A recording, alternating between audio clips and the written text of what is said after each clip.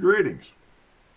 My name is Richard Lamb, and I'm your host for Religion and Politics, where a couple times a week we're going to take some time out and look at the events that are happening around us, that are being reported in the news, and see how they fit in to end-time events and where they're leading us to. Now, to be totally honest, I have been a lay preacher for the Seventh-day Adventist Church for 40 years, preaching basically on the prophetic books of Daniel and Revelation. This has led me to believe that according to Revelation 13, that the United States of America was founded by the hand of God for one purpose and one purpose only, and that was to bring about the fulfillment of prophecy, that every man and every woman and every child on this planet might have the opportunity to hear the gospel of salvation as presented in Jesus Christ. And that once this task is accomplished, the purpose for America's existence will come to an end. This having been said, Revelation 13 also lets us know that Satan, the devil, Lucifer, that old dragon, has to stop this from happening. America, which is a Protestant nation, has to be converted to a Roman Catholic puppet and thus become the image of the beast. Now today we're going to start a long conversation, and each time we're together we will take a look and move this conversation along step by step so it becomes easy to follow. Today, we're going to look at, on page 1, God and government, and government's responsibility to God. On page 2, we're going to open up the dialogue on this great conversation that is taking place before us, and that we are part of.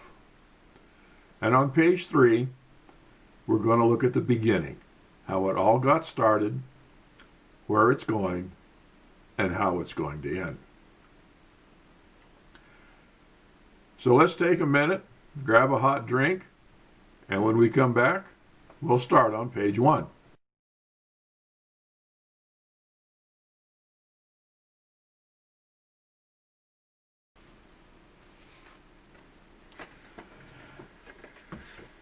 Welcome back. This is page 1. Now I'm going to read this. It's a quote from George Washington. Mankind, when left to themselves, are unfit for their own government. In Daniel 4, chapter 25, Daniel reminds Nebuchadnezzar that he is not responsible for the kingdom he has, that God gave him the kingdom. God gave him the guidance and the wisdom to obtain the nation that he is in charge of, and he owes his responsibilities to God and God alone. In Daniel 5:21, Belshazzar, the grandson of Nebuchadnezzar, Daniel reminds him of all the events that transpired in the life of Nebuchadnezzar, and how that Belshazzar has no excuse for what he has done by taking the instruments from the temple of God and using them to worship false gods. He reminds him specifically that all nations and all powers and all thrones and authorities are granted existence by God and God alone. And because of his actions, he's going to lose his kingdom, and he will perish in one night. And history fulfills that prophecy and tells us that that very night, Belshazzar and the Babylonian kingdom cease to exist. Now, we sometimes think that Christianity can only exist under specific religions, and that God's rules that man is responsible to him only exist in certain situations. But that's not true. Now, there are 18 specific types of governments. And because I can't remember them all, I'm going to read them to you. There's theocracy, a representative republic, a pure democracy, a false theocracy, autocracy, technocracy, fascism, socialism, communism, a monarchy, an oligarchy, a plutocracy, tyranny, totalitarianism, a federation, a junta, a dictatorship, and anarchy. Now, it doesn't really matter what form of government is in place and who's in charge. Every government, every leader, and every public official, regardless of how they came to power or think they came to power, is responsible for one thing and one thing only. Micah 6:8. What doeth the Lord require of thee? To do justly, to love mercy, and to walk humbly before God. That's the whole duty of every single government. And they all will be judged accordingly. Next time, we will expand on this concept of government's responsibility to God. Right now, let's move on to page 2.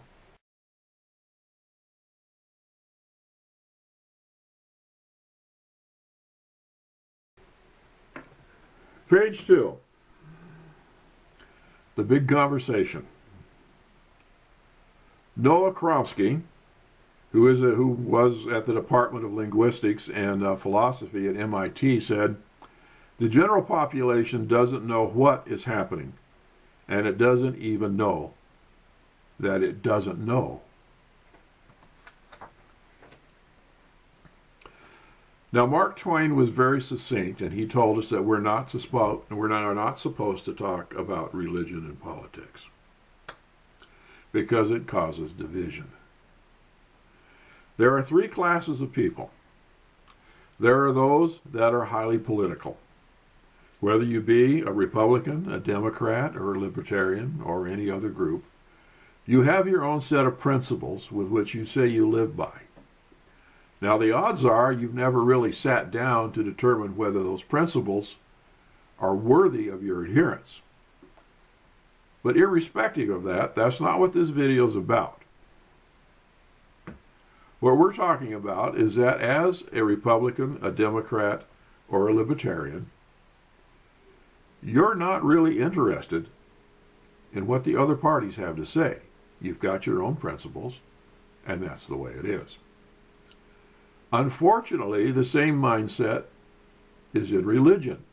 Now, whether you're a Roman Catholic, a Presbyterian, a Baptist, a Methodist, a Seventh-day Adventist, or an Episcopalian, you've all been taught a certain set of beliefs for as long as you can remember.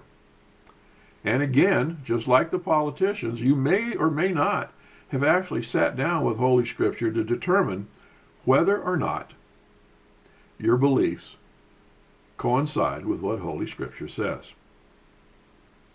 Now, this again is not what this video is about. But the same situation exists in religion that exists in politics. You really don't want to listen to another person's beliefs because you've got your own set of beliefs. Now, our third group of people is larger than the first two. It's those individuals who want to live their life today the same way they lived it yesterday and the way they hope they live it tomorrow. They're tired of all this argument between the politicians and the religious sector of life. And this plays right in to what is going on. You see, the conversation that is in front of us has a purpose. And a purpose that we may not really understand what is happening.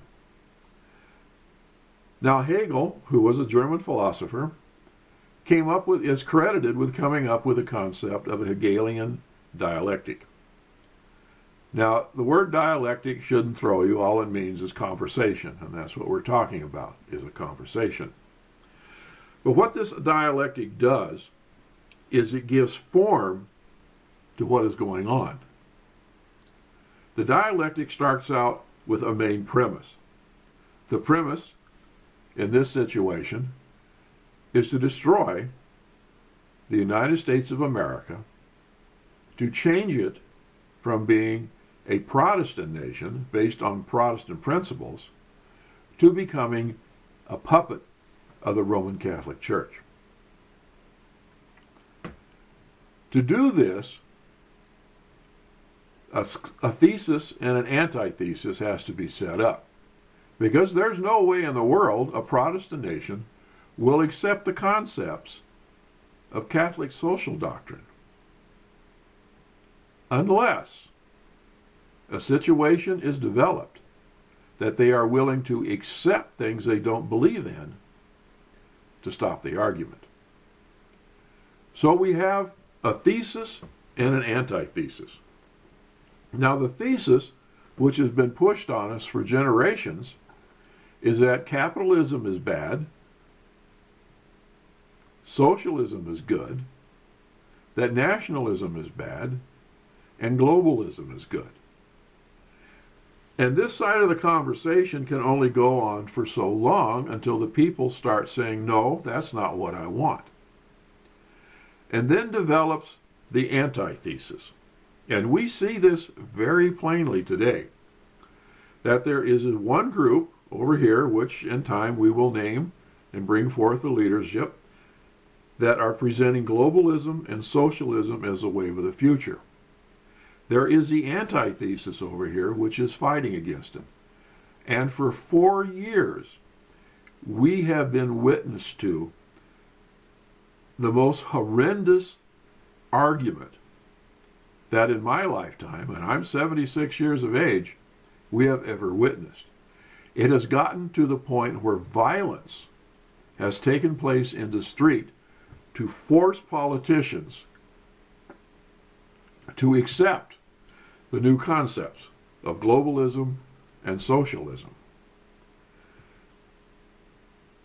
But under the Hegelian dialectic, there has to be a synthesis, a coming together of these two concepts, where that we will accept anything to stop the argument.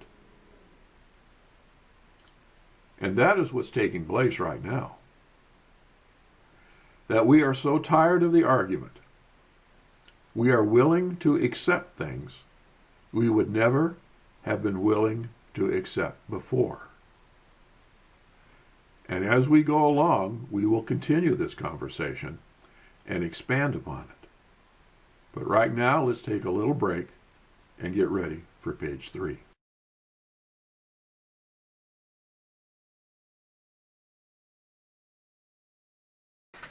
Page 3, we're going to deal with the beginning of this conversation and the beginning of the relationship between God and government. But we're going to do it in small steps so we understand what's going on.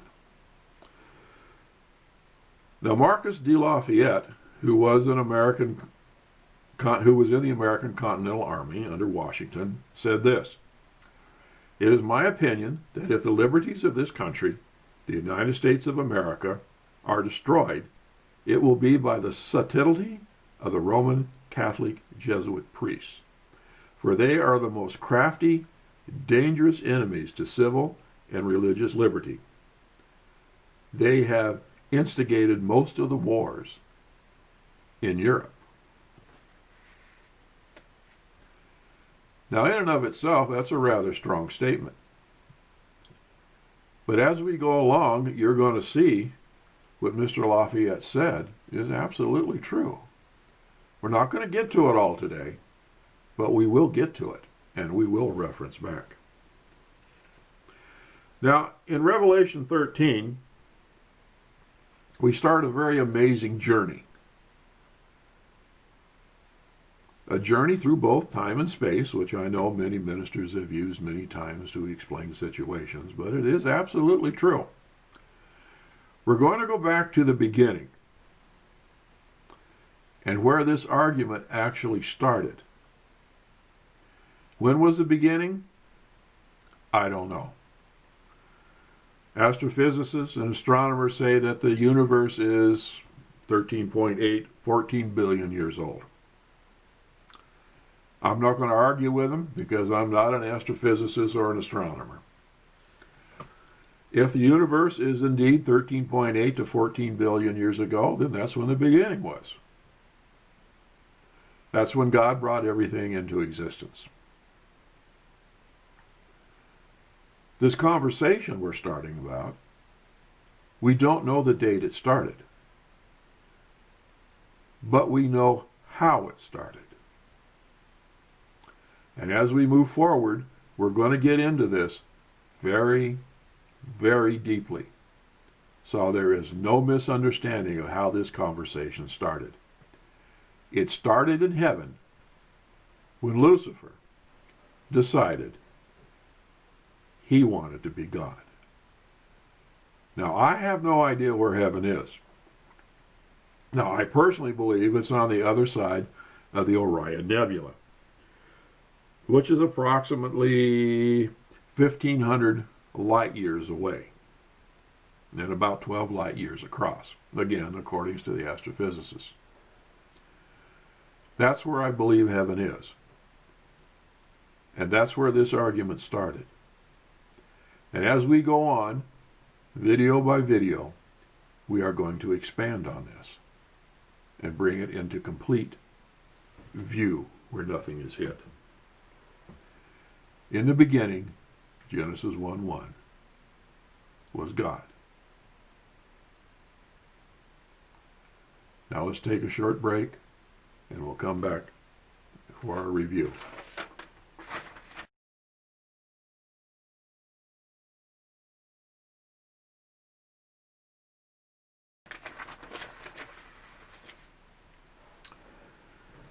Herbert Frank, who was a science fiction writer and wrote the book Dunes, which you might be interested, which you might know about actually, or even seen the movie, wrote this: "The beginning of knowledge is the discovery of something we do not understand."